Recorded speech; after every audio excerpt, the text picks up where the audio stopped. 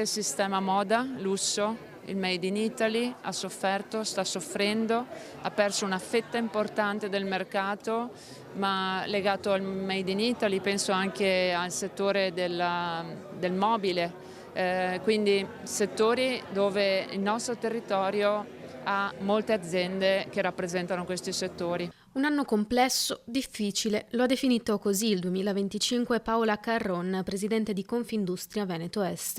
A essere in sofferenza tutti i comparti manufattorieri che contraddistinguono il territorio del Veneto. La nuova amministrazione Trump sicuramente ha influito con i dazi, che però si fa ancora fatica a capire quanto stanno pesando sulle nostre aziende, ma è la situazione geopolitica anche che preoccupa e che in qualche modo ha anche alimentato anche un aumento dei costi, e penso al costo dell'energia, dove siamo in attesa proprio di un decreto che possa aiutare le imprese. Transizione energetica e digitale, un mercato che corre veloce e a cui il mondo delle imprese e dell'industria si deve adeguare.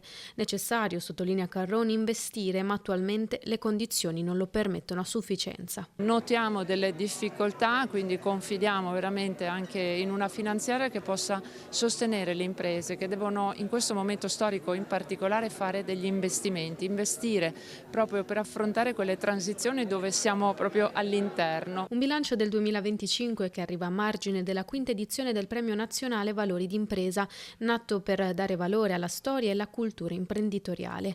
Vincitore quest'anno il direttore di Bloomberg South Europe con il racconto della storia fondativa di Prada. Raccontare i valori delle imprese per me è fondamentale in questo momento in cui molto spesso ci si dimentica dell'importanza degli imprenditori dell'impresa nel Veneto, per il Veneto e per quello che questa regione è diventata negli ultimi 50 anni. Un premio che noi come Confindustria Veneto Est sosteniamo. L'obiettivo è quello di dimostrare che alla base ci sono valori, ci sono radici profonde